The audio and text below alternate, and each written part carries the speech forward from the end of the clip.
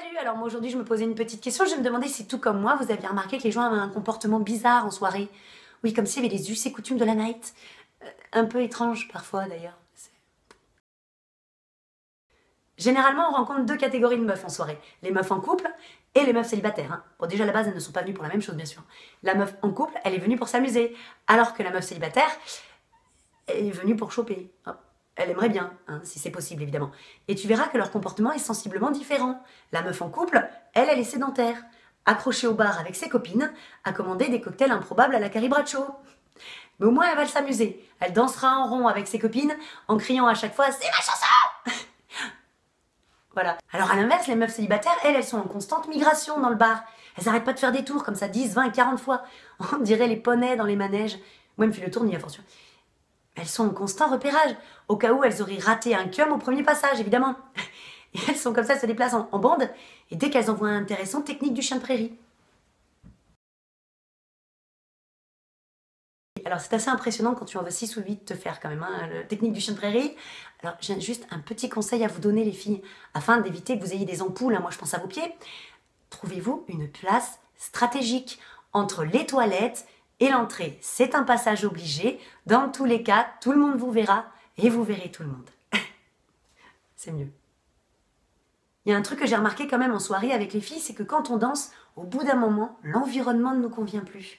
Non, on a besoin de prendre de la hauteur, comme ça, de s'élever, et ce sur n'importe quoi. Un tabouret, les épaules d'un pote, le bar, évidemment. Je cherche encore pourquoi on fait ça. Un complexe coyote girl, peut-être, je ne sais pas.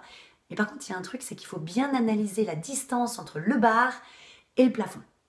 Oui, parce qu'une fois dessus, danser comme ça, ce n'est pas pratique. Se faire une bosse, c'est douloureux. Et puis, tu risques quand même de taper l'air con.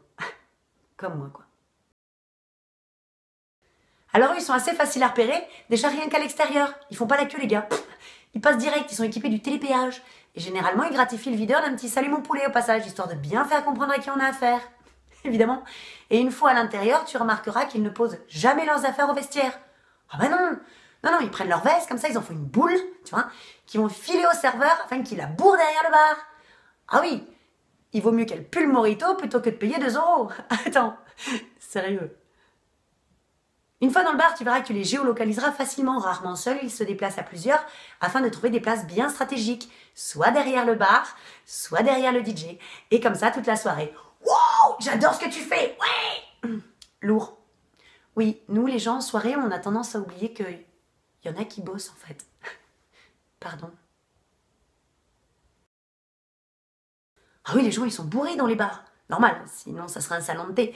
Mais j'ai quand même remarqué une chose, c'est que même si toi, tu n'as pas envie de boire ou que tu n'en as pas besoin pour t'amuser, mais t'es obligé de boire. T'es obligé de boire pour tolérer les gens bourrés.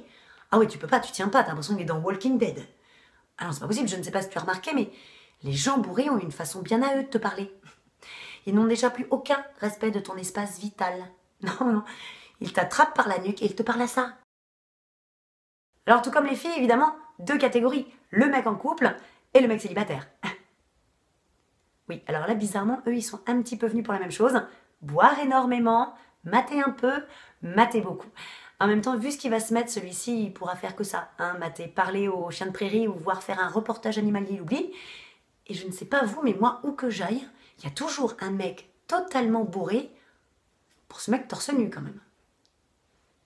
Et jamais c'est le mieux gaulé.